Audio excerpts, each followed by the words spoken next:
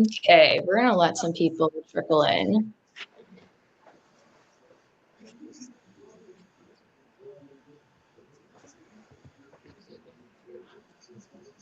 Okay, we got some people coming on. If you guys want to drop in the chat where you guys are located, we kind of started off as we wait for more people to join. Because I know everyone always goes like 3 to 5 minutes over on their digital calls. So we'll give some people some couple of minutes to jump on. But yeah, I'm calling in from Chicago. We see some people from Toronto, UK. Thanks for staying up. Michigan. Okay, wow, we got people all over the place.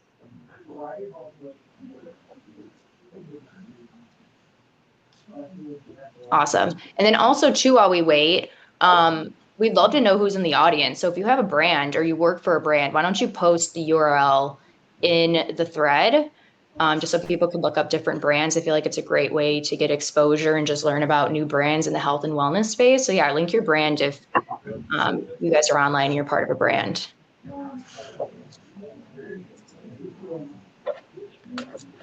Awesome. Thanks so much. Okay, I feel like we're having some more people trickle in, but we'll kick it off because it's just intros. My name's Francesca, also go by Fran. I'm one of the partner managers here at ShipBob. I manage a lot of our logistics service provider partners, and I'm here with some of our top partners to talk about strategies and tips that you guys can activate this year for your health and wellness brands. So with that, I'm going to let our speakers introduce themselves because I will not do them justice. Michael, we'll kick it off with you. Awesome. Hello, everybody. So nice to meet you. Michael here from Gorgias. If you're not too familiar, Gorgias, we are a AI-powered customer experience platform powering all the customer conversations for over 18,000 brands. Where's my order? I need to change this, that kind of stuff. So super excited to be here with some of the best in the business and excited to jump in with you guys today. Awesome. Thanks, Michael. Stephen, why don't you kick it off for you? Yeah, sure. Good morning, good afternoon, good evening to everybody out there. My name is Steve. I lead the seller success team over here at SHEIN Marketplace. You probably know SHEIN as like this destination spot for fashion and beauty, but we are working on growing our marketplace outside of those categories as well. Really nice to meet y'all and excited to talk. Tina? Hey everyone, I'm Tina. I'm the head of marketing at Simple Bundles. So if you're not familiar with us, we help Shopify brands create bundles to boost revenue without the operational headaches. So all of the shipping and fulfillment issues that come up with bundles. I've been working in the Shopify space for about 7 years now with brands, agencies, and various apps. So yeah, happy to be here with all of these awesome folks. Thanks, Tina and Travis. Bring us home. Yeah, hey everybody. My name is Travis. I am a partner manager at Daasity. We are a data and analytics platform for omni-channel brands. So if you sell on D2C, Amazon, even retail, we're able to bring that data into our platform so that way you're able to understand insights to help you grow your business. Awesome. Thanks, everyone. And if you guys have questions throughout this, post them in the chat. We'll try to get to them if they're a part of the conversation in the moment or at the end, or we'll message you after the fact. So let's get it started. And again, if you just joined, if you can post where you're calling in from, as well as if you work for a brand or have a brand, post that in the chat. And to kick it off with our first question, the global health and wellness market was estimated at over 6.8 trillion with a T in 2024, and that's expected to grow to over 9 trillion in the coming years. So what is your number one tip this year to stand out in such a crowded market? Michael, we'll kick it off with you. Awesome. So yeah, this is a really fun one. I mean, trillion with a T, there's nothing to mess around there. Yeah, the biggest thing here I think is differentiation and how do you do that?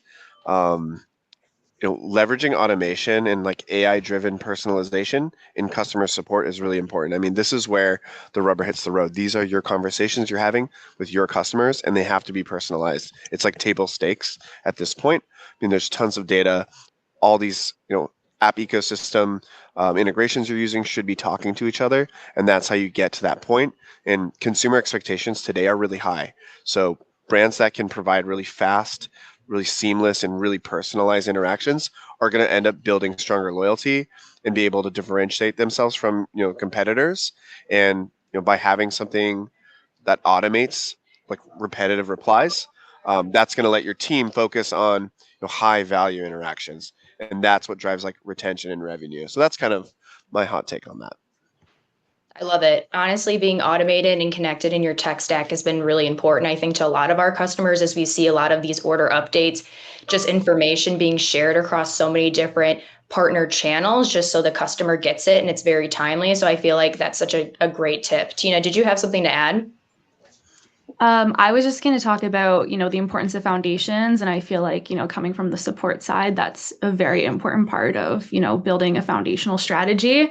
And I always like to say, like, the biggest brands that win aren't the ones with the biggest ad budgets. And I know it can like seem that way when you're looking at your competitors, but it's actually the ones that just lay the right foundations from the beginning. So this might be a bit of like a boring answer, but to me, it's not just about like getting more eyes on your products. It's about turning those views into actual revenue, and building a brand that people want to buy from again. So I think product market fit is something that's important to consider right now. So no amount of marketing is ever going to fix, a product that isn't resonating with your audience.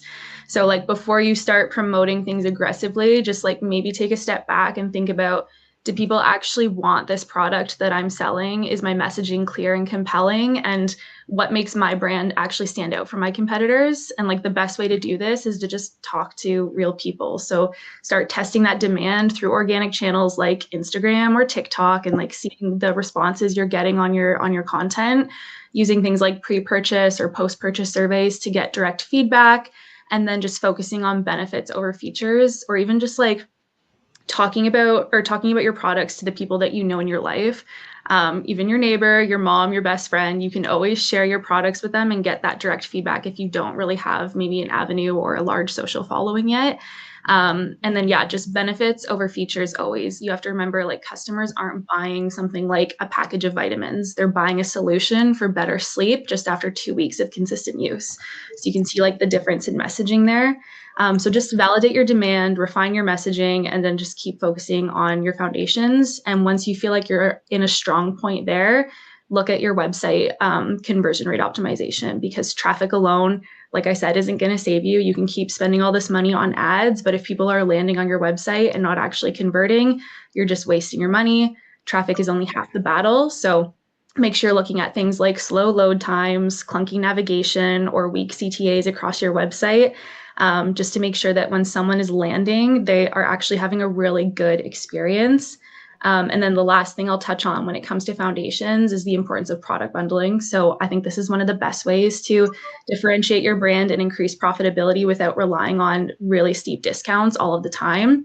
And you can offer these curated sets that focus on those problems that I was talking about too. Because a well-designed bundle is always going to simplify the decision-making process and help customers commit faster to making a purchase, and reducing any like hesitation that they might have. So the health and wellness space, in my opinion, is literally one of the best for bundling, because shoppers have a very clear pain point when they're coming to purchase something. It's not like apparel where maybe the reason for buying is a little less obvious. It's like, no, there's a very clear intent behind every purchase. They want to lose weight, they want to improve their sleep, or they just want to like feel better. So whatever the reason is, a curated set of products can be so clearly targeted towards those solutions. And it just makes it super easy for those buyers to see your products as exactly what they need. So I'll just end it on, a beautifully branded website means nothing if customers don't convert. So foundations are super important this year, I think. I was going to say, I really love that comment about the benefits over product. I think a lot of that has to come from knowing your target customer, and so delivering messages that resonate with them. SHEIN's case, our primary customer is 14 to 34. We've got a super loyal Gen Z and millennial audience interested in fashion and beauty. And so obviously we cater to them, although we're actively working on expanding that with our marketplace, the perception of that. But yeah, shaping your messaging and focusing on trending themes. You mentioned losing weight. I agree with that.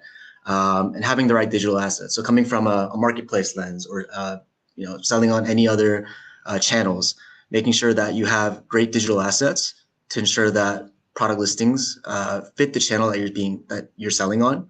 So a successful SHEIN listing is going to look different than a listing on perhaps other marketplaces.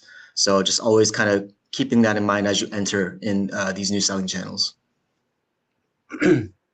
Yeah, kind of to wrap it up with what everyone's been saying, leaning into your strengths and what makes your brand unique, but also shoring up your weaknesses. I'm coming from a data and analytics background, so I would say be data driven and understanding where your business is excelling and continue to invest there, but also improve areas that are creating negative experiences for customers. So if your strengths, like if you're thinking about expanding to retail because you're already selling in D2C, you're selling in SHEIN, Amazon, but you see that you're really popular in like Ohio of like the US, thinking about expanding a retail presence there. Um, for a weakness, maybe you realize like a product is taking too long to get to customers in certain areas and there's a bottleneck there, and trying to pinpoint, understand where you need to improve that process so that way you can get your product out to customers faster. It's just being like data driven and understanding like where your weaknesses are and trying to shore those up as best as possible to create the best customer experience. Overall, like a great customer experience with a great product is what your customers are wanting from you, and that'll keep them coming back for more. Yeah, I feel like everyone's points kind of wrap up into like how do you scale, but then also like how do you support scaling, especially with like the optimizations of automations that Michael touched on, and using data like Travis said, that kind of wraps into like fulfillment wise. Like if you guys are planning on going omni-channel, or you're planning on, I guess, getting more conversions from your website or just more sales, like you have to have logistics that can scale with that. And I'm not going to steal my thunder of the rest of the questions. I feel like we go into those a little bit more into detail, but you should all, like, I guess my number one tip is like, you should always be looking at options for fulfillment. Your strategy can change, your partner can change. There's new channels coming on all the time that people can't support. And I think you need to stay nimble and know what's out there and have those active conversations. Like if you got on a call for like one consultative call where they'll give you a quote and kind of walk through what a partnership would look like, a lot of people are really like reluctant to do that nowadays, even when they are actively looking for a new fulfillment solution. If you're self-fulfilling as well, this applies to a WMS running your warehouse, but I would just look at all the options and just have options. The biggest brands that I've talked to are already looking at their 2-year projection of what their volume is going to be like and what fulfillment partner they're going to work with, just because they're scaling at such a fast pace that they know that their structure doesn't support this. So that my tip would be just stay like open to all the options, especially even with other tech and solutions providers in this space. Make connections, because you never know when something's going to happen where you have to take a fast change, or you might have to add somebody to help support a new channel or growth that you're looking to do. Because as a consumer, the worst thing to see, which I'll touch on later, is not getting things on time, or like their fulfillment structure just not supporting stuff when you're really looking forward to a product, especially something in the health and wellness space, which we take every day. So yeah, that's my tip. Everyone, thank you for the tips. I think some of you gave really good multiple tips as well. And this is recorded and everyone will get it at the end. So if you didn't catch everything, we'll have the recording sent out to you. So next question that we have: what trends or consumer behaviors do you anticipate shaping the health and wellness market this year? And how can brands adapt to meet these changes? So I'll kick this off just looking generally at logistics and being a consumer that consumes omni-channel. I've seen a lot of people since the pandemic really embrace the buy like online pickup in store, or just like finding stuff locally. I know shipping was at an all-time high because people couldn't I like fulfillment was at all-time high for us, at least during the pandemic, because people were sharing products that way. People weren't spending money on going out. But I've seen people still go and utilize like shopping in store or just different retailers. And I think that's not going to change, especially when like people are getting things based on convenience. Like maybe they forgot something or they're going on a trip. Amazon has just made it really too easy to order like the night before and get it at like 7 a.m. in certain markets. I know I live in a major city, so maybe that's not available to everybody, but it's something that I definitely do consider, especially when buying something and I'm like in the health and wellness space and I'm going on a trip. It's something that I need. I'm like, oh my gosh, I need this. I can't live without this. How am I gonna get this fast? And unfortunately, for one brand, like I think they even shipped it from their website, but like a marketplace that they sold on made them ship it faster. And I actually ordered through there. So just being able to be omni-channel so you could still capture those customers or be in store, because there's going to be so many situations that come up for customers in just different scenarios where they need stuff, or maybe they're in a different location. And so like I've even done that where like I can rely on Nordstrom for certain products and like certain retailers.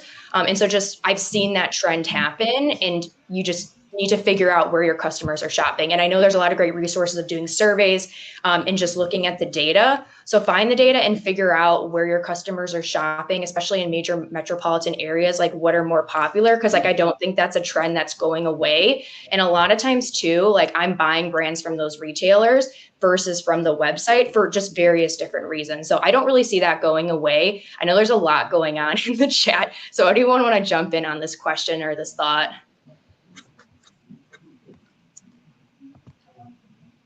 Yeah, I can go. So some trends that I think are going to continue. I think they're already happening. AI-driven product recommendations. TikTok's definitely revolutionized things with like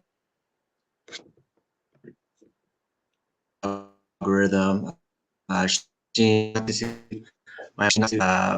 user. My page looks completely different from anybody else shopping on SHEIN. So I've noticed that within my team. So I think that's going to continue. Personalization. SHEIN offers capabilities to customize products like mugs and apparel. I think we're expanding that capability, and I think that's going to be probably across the whole industry.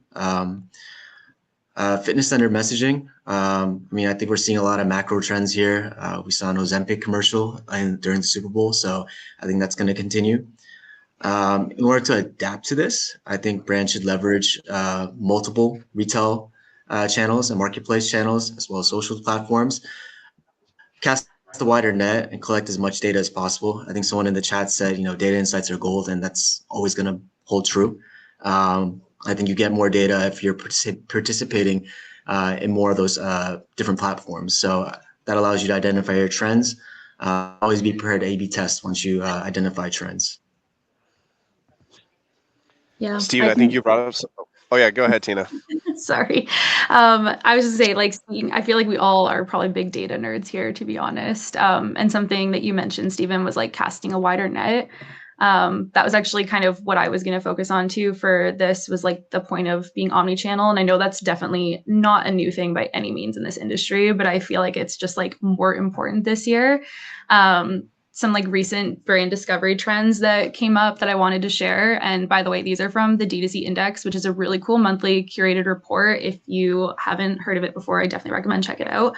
But like a high level overview of what was in the last report was in 2024, 64% of discovery was driven by paid channels compared to 67% in 2023. So while that's not like a massive drop, it is a notable drop considering like this samples tens of millions of respondents. And then like overall paid discovery channels like Meta and TikTok totally declined, while organic channels like word of mouth saw a major increase. So like UGC, customer advocacy, and creator partnership seem to be skyrocketing a lot more as a way for people to be discovering brands. And then we've all mentioned AI here, but AI-driven search tools like ChatGPT tend to be reshaping how people are researching for brands, pulling traffic away from Google. There's been a lot of proof on this happening. And people just like literally going into ChatGPT and typing out things like, I need to buy a Mother's Day gift, like what should I purchase? And it actually recommending like stores to go purchase and products to check out. So brands should also be like rethinking their SEO strategy and experimenting with some of these AI-friendly content formats. But yeah, I think bottom line is consumers just don't discover brands in one place anymore. They see products on social, they get a recommendation from a friend, they read a blog review, search for it online. So you kind of need to be across all of these multiple different touch points. And again, just a huge focus on organic this year. I think the paid ads are never going to be not part of a strategy. They're always going to be essential to growth, but not at the expense of not having any organic machine going at all. Tina, I love what you mentioned because I think it just segues like perfectly into the kind of building off of, hey, you're not discovering brands in one place anymore. And I think kind of like the high level on that is you need to be wherever your customers are. And like one of the biggest trends kind of that I kind of see shaping like health and wellness this year, and brands who are able to adapt this are going to do well, is that omni-channel engagement and layering that with like conversational commerce, right? So social commerce and messaging platforms are really, really key to growth strategies, right? And customers are pretty much expecting to be able to interact with your brand across multiple channels, maybe even at the same time, right? Like think about Instagram DMs and maybe how many are you getting back to them? Do you have a systematic way to do that? TikTok shop orders, right? This is a new channel for some brands. Live chat, like all this stuff should be like really frictionless, and that's what provides that good customer experience. And brands that are integrating their customer support and sales strategies across these touch points, using automation, are going to be able to give that fast, seamless response wherever customers are engaging. So Gorgias helps brands do that all the time. Couple other like interesting ones I was thinking is one kind of around like sustainability and like ethical consumerism, especially with health and wellness products. Why are people buying these? They're like ethically driven sometimes, so they want to look at brands, and brands who do a better job of like prioritizing how they're displaying that sustainability or that transparency that makes that brand identity beyond just the product is going to be really key. So communicating that mission in as many places as possible in the brand voice, right? In these customer conversation, any sustainability efforts going on, these can be things that really like is that key decision maker, like when they're about to like purchase, that they know that it aligns with their values, right? And being able to easily find the answer to that, like, I don't know, an example, let's say you add something to your cart and at the very end, you're like, oh, are you a B Corp? And if it's not easy to find and someone's kind of waiting to figure that out, maybe they'll bounce off the page, right? So just automating that and making sure it's all there when when that purchase needs to happen is key. And I guess pretty much the last thing, and we've all touched on it and we'll probably continue to keep hammering this in, is like AI and personalization and layering that into your business, right? Consumers really want like hyper personalized shopping experiences. So we heard Steven mention this, like tailored product recommendations is huge. How can you as a brand also leverage that to boost like average order value? This product goes with this product, the bundling, like this is all a layered process here. And being able to do that like in real time as customers are chatting with you makes them also feel like valued and heard. And as Travis will probably bring us soon, like using that customer data to inform how this all works, but it's packaged in a way that is personalized is really, really key. And we're just living in it right now. It's great. Yeah, thanks, Michael. You pretty much took all my points. No, I'm kidding. No, like literally to speak to your points, increased personalization is, I think, like the biggest trend that's going to come for 2025 in like the health and wellness space. Increased personalization, like it increases your engagement, your repurchases, and it creates higher customer lifetime value. And like, so like, how do you personalize? It's understanding like what the product purchase history is of like that, like consumer, of that customer.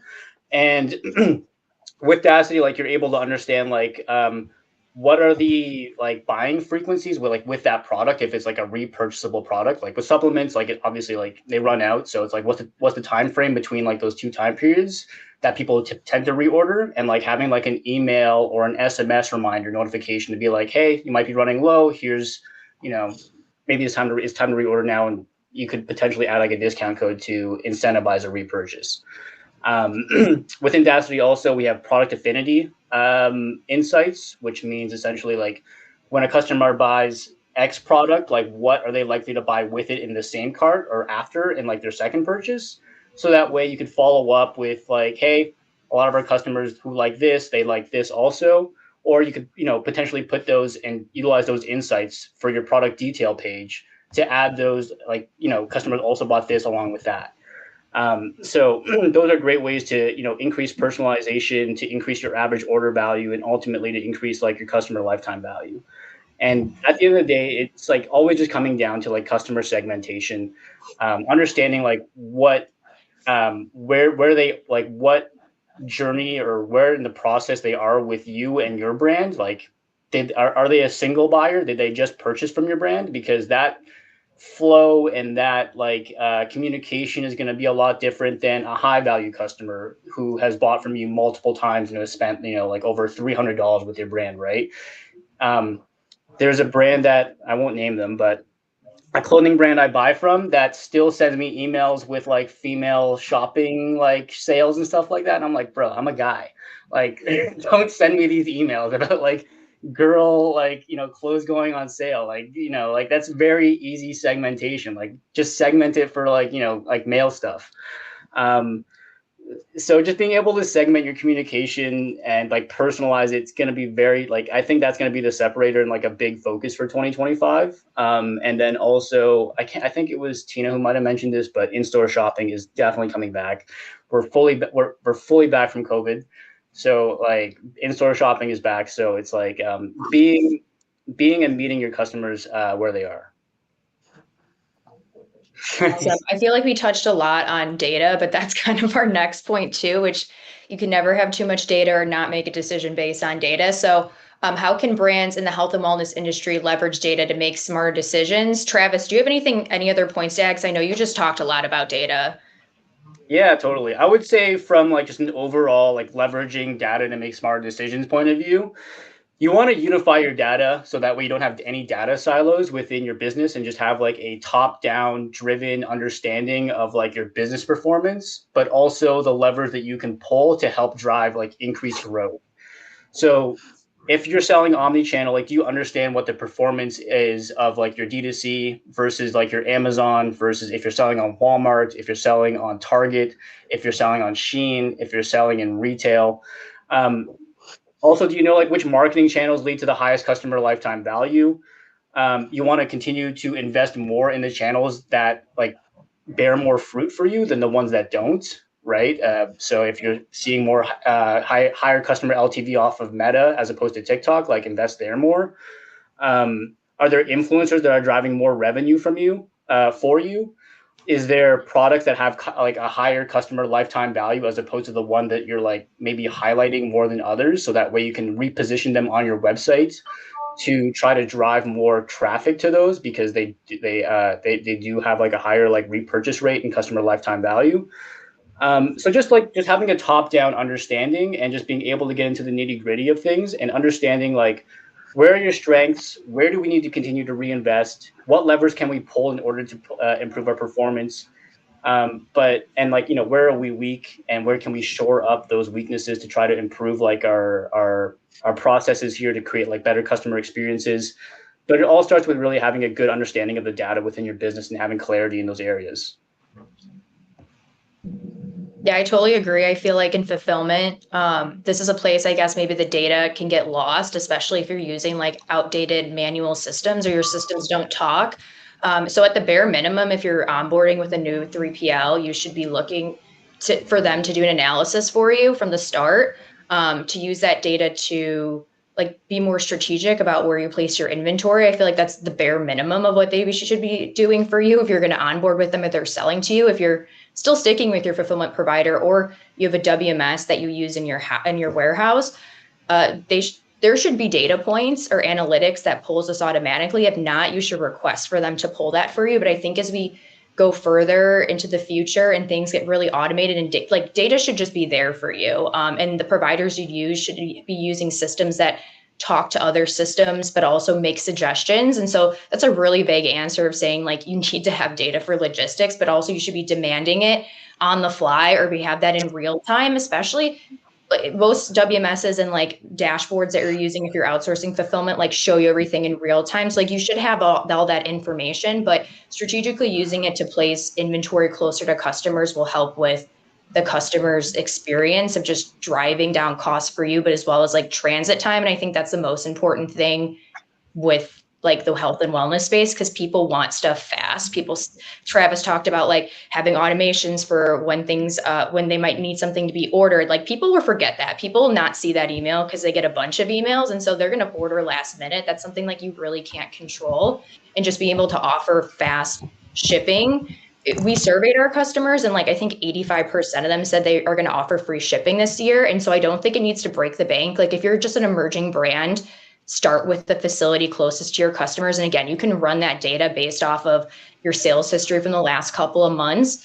But the goal is to, if you have a lower SKU count, which most people in the health wellness space should, like maybe you'll have a max of a couple hundred SKUs if you're really selling like a variety of supplements, but you should be able to place inventory multiple places, and use the data to figure out exactly where, so you can reduce transit time and then just offer 2-day shipping and free shipping at checkout.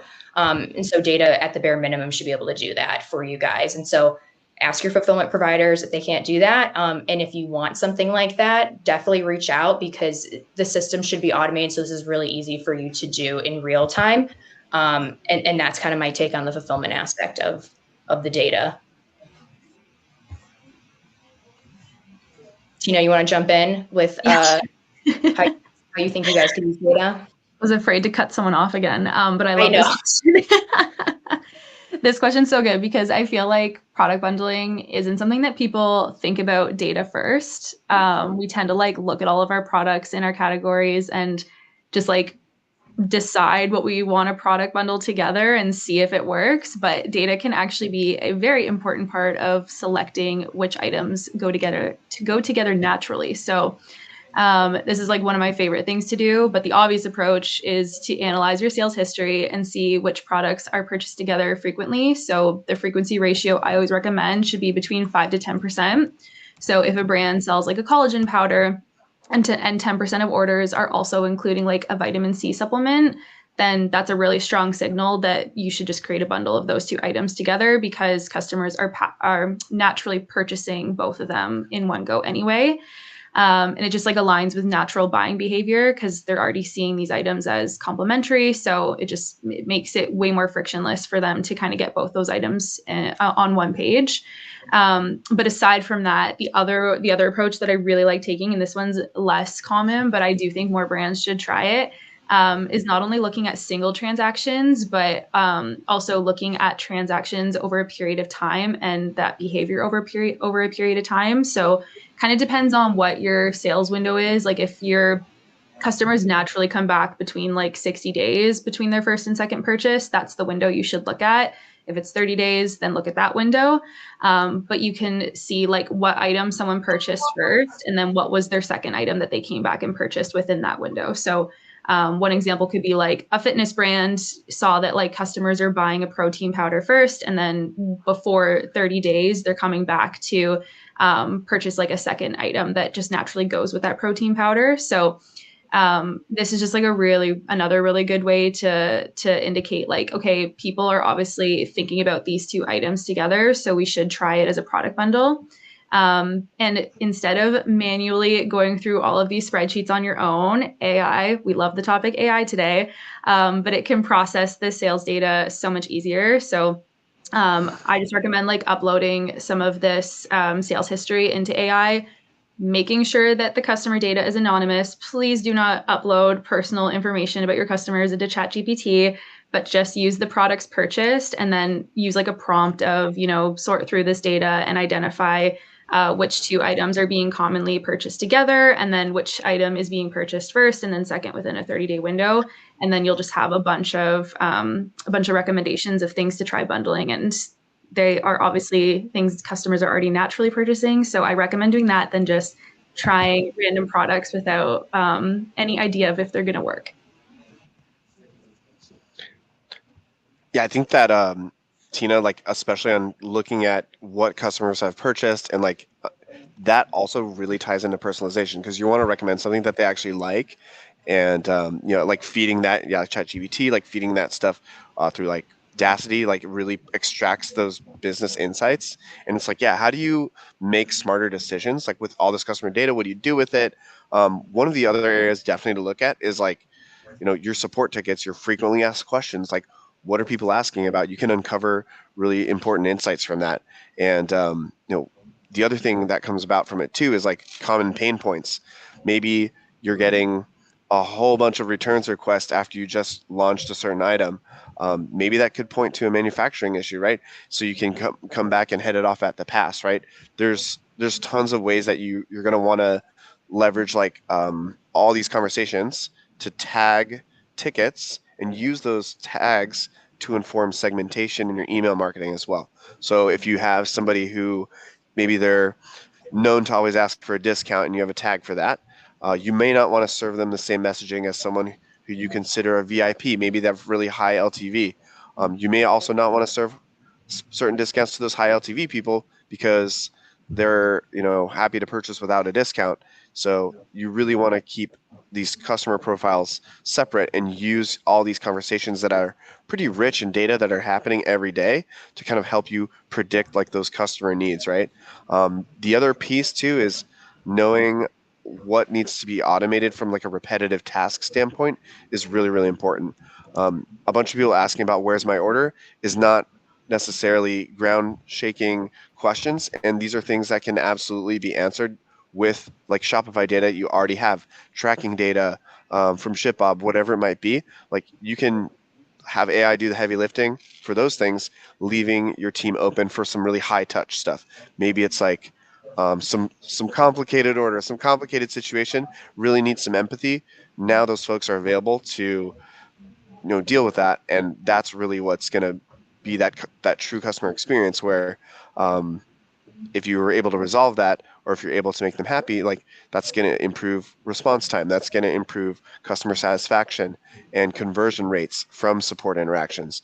I think oftentimes it's really overlooked that your support center can be a massive revenue driver, right? And brands that understand how great customer service drives sales are going to be implementing these tactics to do that. And if you're looking on like how to do that, I think this webinar is probably one of the best to see like these are exact things that like you can take away and try and implement. And we're seeing that stuff happen. I'm out here at Etail West, and like tons of the conversations going on are all around what we're doing today. So really, really timely.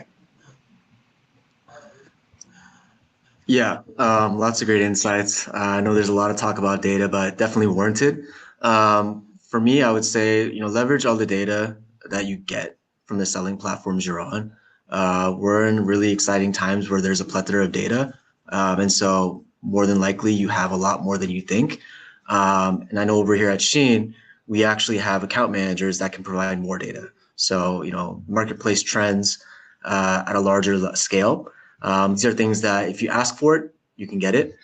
Keyword reporting. And so I think the main takeaway here is like always being get familiar with all the data that's available to that self-service. But also if you have a point of contact or an account manager that's dedicated to your account, like be sure to ask them if there's more data that you can leverage. Can't speak for every marketplace, but we do that here at SHEIN. So I think I've seen a lot of people benefit from that. And then the other parts of my response is pretty much the fundamentals. Like I think everyone should know at a SKU level, like what their click-through rate is, conversion rate is, understand what's driving their sales, campaign performance, if the platform offers paid marketing, product reviews. I do this for my entire marketplace portfolio comprised of thousands of sellers and close to 1.5 million products, probably more than that. So I think that you should do that with your portfolio as well. Awesome, everyone. We're moving along here. We've got a lot to talk about still, and I want to be mindful of time. I know we've kind of touched on loyalty and like how we could use data to drive loyalty, but what are other effective strategies for retaining loyalty in this highly competitive industry? Michael, you want to kick it off? Or no, Travis, you kick it off. Sure. I got it. I mean, I'm going to double down. I think personalization, like if you're not doing that right now, that like understanding like what your customers are buying and what like their buying journey is with you, like, and like you have to do that at scale. So if you're not implementing that, I would focus on that like now, like understanding if they're a single buyer, like do they need more social proof? Do they need more educational content? Do they need more how-tos? There was a great tip that I got from one of my partners on if you're a single buyer, being able to target that segment with more influencer content on your ad platform. So Meta, TikTok, Instagram. So that way they continue to get more social proof from your brand, as well as like how to use it and like unboxings and that sort of stuff. If they're a multi-buyer, you want them to become a high value customer. How do you get them there? Incentivize them with like a gift with purchase. Let them know like when their favorite products are going on sale. Including samples in their next purchase. If you see that they've bought the same product over and over again, letting them know that if you have a subscription program, giving them a discount to get them involved in that subscription program, because that'll ultimately, be a higher customer lifetime value for you. And then if you're, for your high value customers, making them feel like they're VIP, right? Letting them know about like new products and flavors that are coming out first, letting them be like the testers for that and getting their feedback. So that way before you release it to the rest of your customers, like you have like that validation that, this is really liked by your customers. Because there has been some, we've had some clients where like, that they've had like that issue where it didn't go well on that initial test run, and then they've had to do some tweaking for it. And then we've talked about this also, but just being easily accessible and being where your customers are. There was that example of I can't remember who said it, but it was something that happened to me recently, where I bought my Yeti bottle off of Amazon because I have Amazon Prime and I have free shipping, so I didn't buy it from their D2C. And so like just being available on these marketplaces and just being where your customers are buying is like really important. And again, retail is really surging back. So just being in those retail presences to compete with your competitors. And just one final tidbit to stand out in the retail section. One of our customers is doing this, but to stand out from the competitors, they put a QR code on their label, which pops up like a live chat if they have any questions about like their product. So if it's a complex product, or if you want to know what the differentiator is, like that's a really innovative way that they've been going about it. Yeah, I mean, Travis, to kind of like build off of that, I mean, yeah, loyalty is huge because you have, of course, your first purchase, but it's all about like that lifetime of purchases that you want to engage and stay engaged with this customer over time. Personalization is like that's really like the gap we're kind of filling in between an in-store experience and a digital experience. So leveraging like that customer data from past purchases and interactions, like that's what allows you to really tailor recommendations. Of course, like promotions, all that kind of stuff. I mentioned like the customer tags from conversations from before. This also helps you with your follow-ups, right?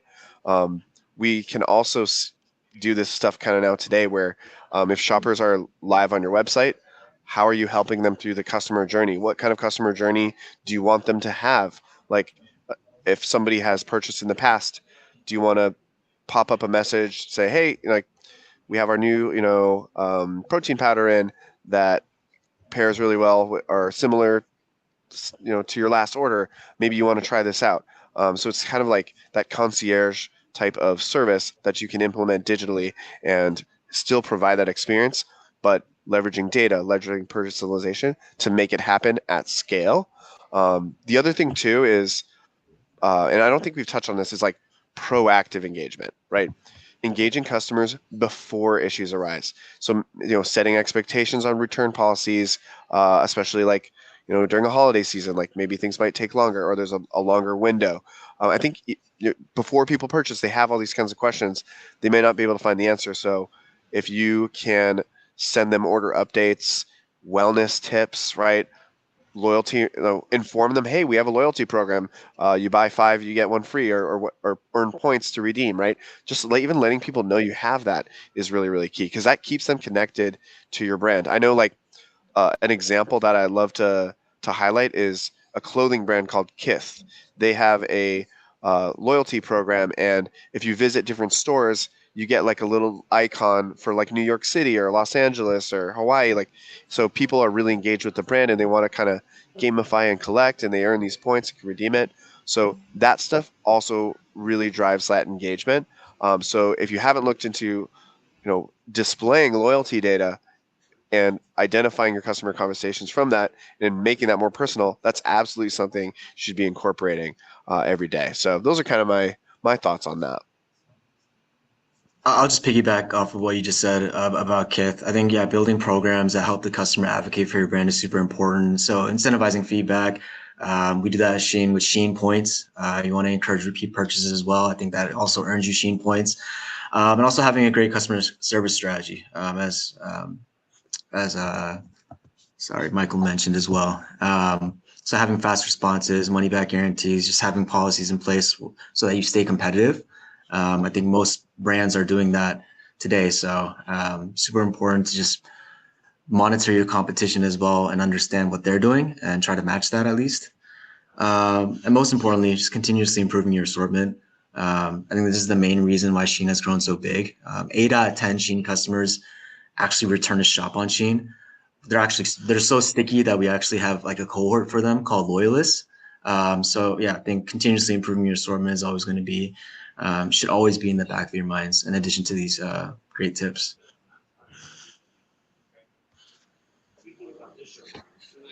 Awesome. Do you want me to go ahead, Francesca? Yeah, go for it. Okay, perfect. Yeah, so one thing you mentioned, Travis, that I kind of want to piggyback off of is the importance of like expanding into marketplaces. So one, I'll just recommend that is really good for the health and wellness space is Shopify's Shop Channel. So if you're not using it, it is free. I think you should use it because it's just super easy for buyers to like one-click checkout. But I actually use it all the time for second purchases because all of my data is already stored in the app. And I can just open the app and like go back to my history of purchases and like quickly repurchase something like, you know, vitamins, skincare, whatever it is that I need to just like constantly be restocking. And that's just like another great channel to like get in front of more eyeballs because it acts like a marketplace like Amazon or whatever. And Shopify's been putting a lot of effort into this channel. It's actually pretty sick. So definitely recommend it. And then the other thing I'll mention too, like when we're thinking about repeat purchases and retention is allowing customers to purchase in bulk. So someone's first order with you might be like testing one item. And if they love it, they're obviously going to come back and want to purchase it again. But I personally like hate having to remind myself to keep reordering items. So, and I'll often like forget until I'm completely out of it. And then I'm like frantically trying to replace that item and like see if I can get it shipped to me as soon as I can. And I did this with lip balms recently. So I live in Canada. Winter is brutal here. My lips are always dry. So I tried one of like Glossier's lip balms because they're one of a Simple Bundles they're a Simple Bundles customer, and I always purchase from our brands for research reasons, obviously. But I loved it so much that I went back and ordered like the bundle that gave me 3 lip balms in bulk, and I could choose like the colors and scents. So I got a deal for ordering in bulk, and now I'm basically set now for the entire winter. So I think that's just like something to keep in mind with offering bulk orders, because customers tend to like only purchase one item from you for their very first purchase. But if they really like it, they might want to come back, especially in the health and wellness space where ordering in bulk is going to be super convenient for them. They're going to want to just like get a lot of the product in one go so that they're set for like, you know, months at a time. I'm definitely a bulk shopper if I can. And I think like the hardest thing is seeing things out of stock, especially if it's like an emerging brand that probably doesn't know how much inventory they need. And then like you have to bulk up. Like you're like, oh my gosh, I need this hair oil. I use it every day.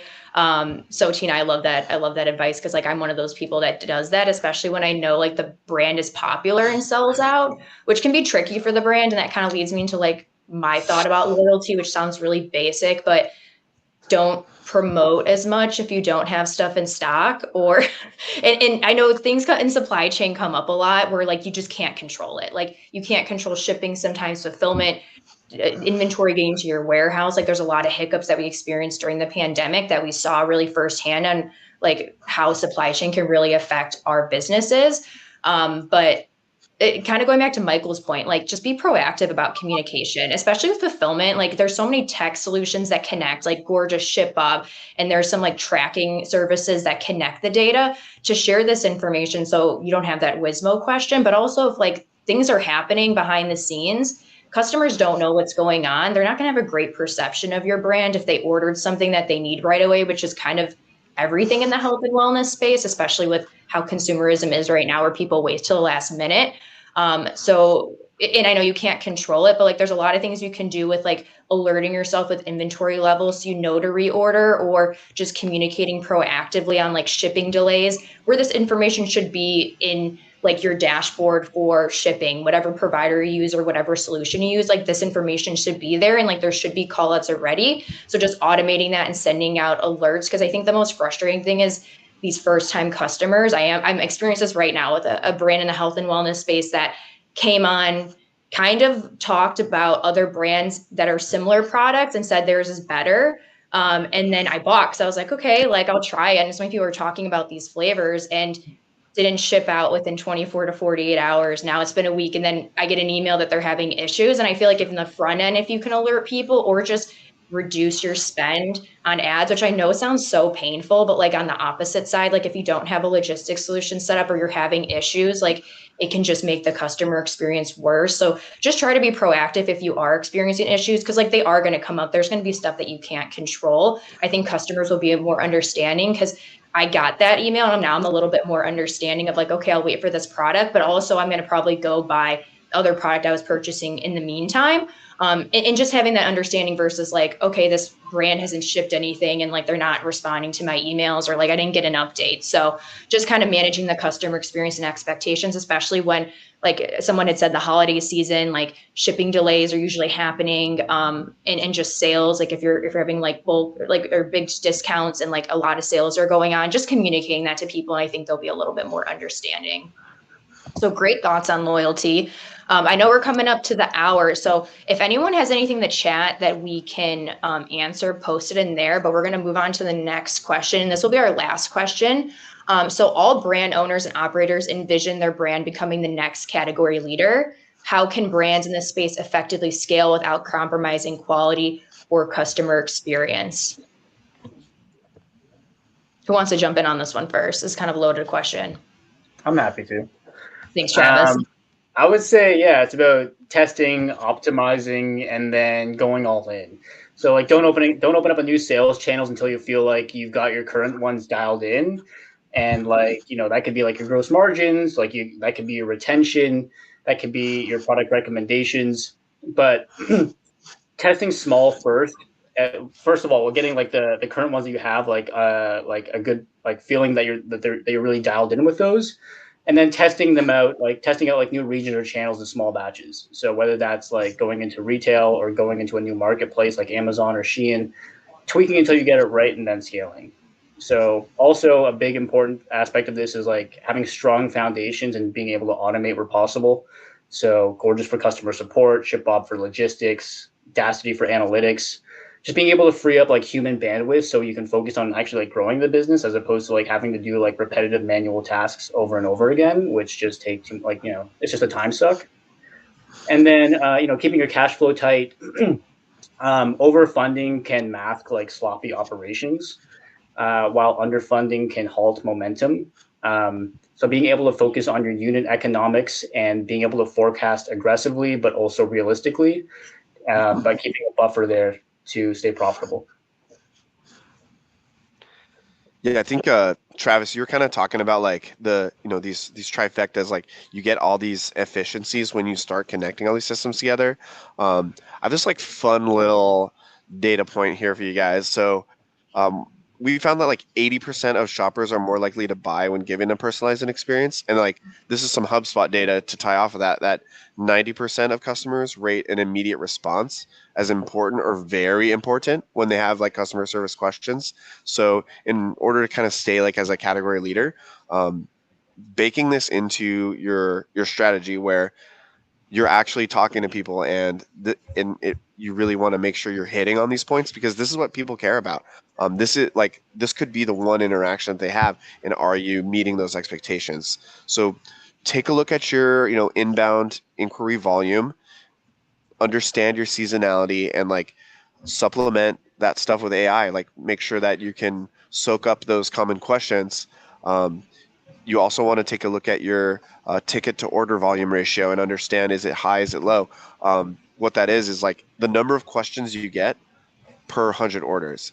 I think brands who are doing really, really well are probably in like a 20 to 30% range. And you really want to like capacity plan for stuff like that. Keep creating frequently asked question articles, have a help center, reference your AI to pull from your help center articles and answer those questions and iterate over time, because now you're going to be able to have faster responses. So like stuff like Gorgias, it helps you do that. But if you don't have a FAQ doc, spin one up.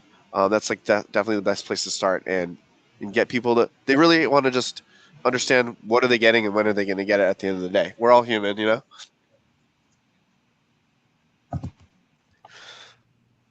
I think they pretty much hit it on the head. Like I was just gonna say similar things like streamlining processes, inventory management, listing uploads, some coming from a marketplace lens.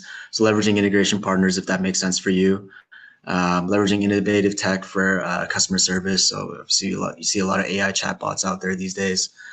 Building solid mechanisms to ensure quality control is met, so systemic audits, and then continuously testing before making big changes, such as diving into a new marketplace, as Travis mentioned. Yeah.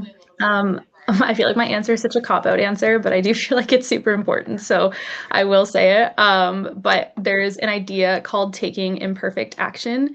And I just think that this is really important because the truth is no store is perfect, not even the biggest brands that you admire. But the difference is successful store owners and marketers take action, learn from their mistakes, and they iterate as they go. So despite all of the tips that we have shared in this webinar, which has been a lot of really awesome ones, you don't need to have every single detail ironed out as you're working towards improving things this year. So just focus on getting your products out there and into the hands of customers and worry about getting it perfect later.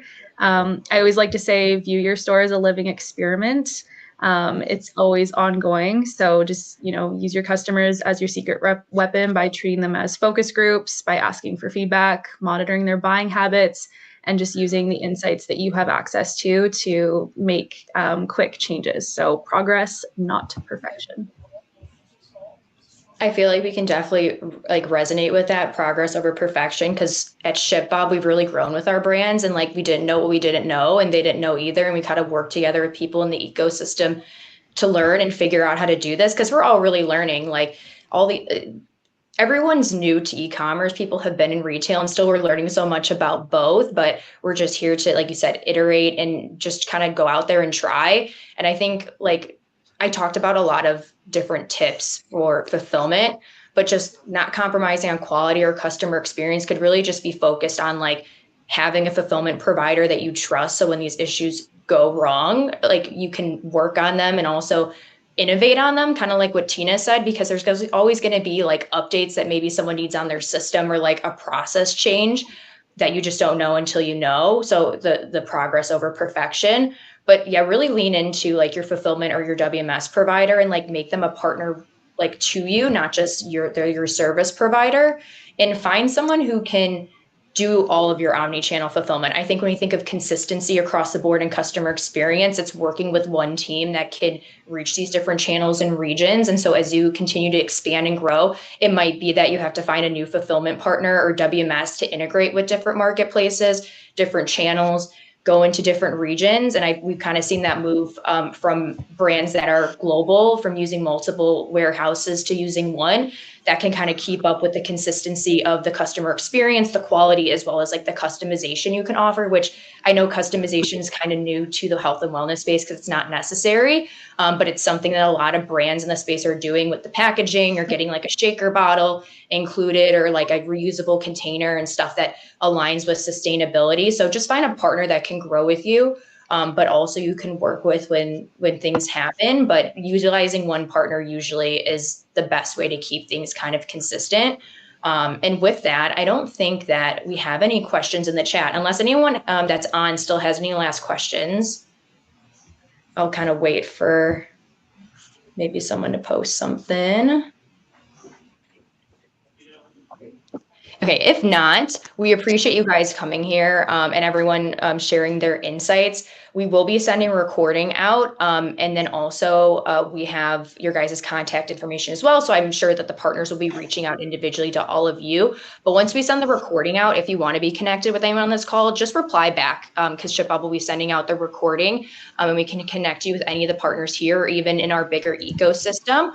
But thanks you guys for joining, and thank you to our amazing top partners for bringing some great insights to today's talk. And we hope to see you guys soon, and maybe some of you at Expo West next week.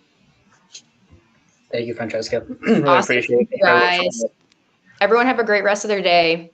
Bye. Thanks. Bye. Thank you, everyone. All right.